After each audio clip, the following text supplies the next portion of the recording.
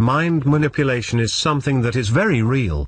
It happens all the time, because it is in fact one of the most powerful ways to control people's thoughts and opinions. That is why it is more and more important to familiarize yourself with these mind control techniques so that you are able to recognize them when they are played on you. 1.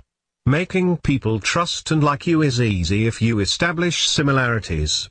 That means that essentially that they somehow create the impression that they are like you. He never ran a corporation, never worked for a bank. Did he ever run a hospital? Work on Wall Street? Nope. Lobby? Nope. Thank God, he's one of us. 2. If you give people a reason why they should do something, they are much more inclined to do it. It doesn't even have to be a good reason, any reason will do. Yes, everybody in Cleveland, low minority, got Obama phone. Keep Obama in president, you know? 3. You can secretly hypnotize people in the course of a normal conversation, and they will not even know what is happening. We're just gathering signatures to give Obama immunity for any crimes he may have committed in office. 4. You can get people to do the most unbelievable things that they would not otherwise do if you just can get them to make a small commitment toward that action first. Just get them to do something that is seemingly irrelevant. But we have to pass the bill so that you can find out what is in it. 5. It is more powerful to manipulate their emotions than to argue with logic.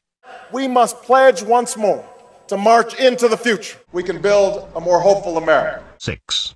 If you can show that what you want them to do is what other people who are like them also did, they are much more inclined to do it. Just as we as young persons then found a cause and a reason to do what we did, that there are causes that they too can find. 7. If you can create a perception of authority, they will be much more inclined to follow your suggestions. They haven't talked about the fact that I was a civil rights lawyer. They haven't talked about the fact that I taught constitutional law. They haven't talked about my work in the state legislature, the United States Senate. You have now learned 7 secrets of mind manipulation. None of them is revolutionary or mind-blowing, but combine these elements together and you get a powerful method to influence and manipulate other people's minds. I understand the skepticism.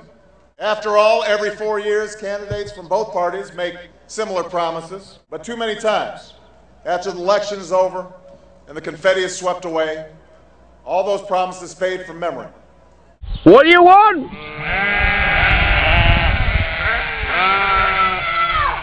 When do you want it?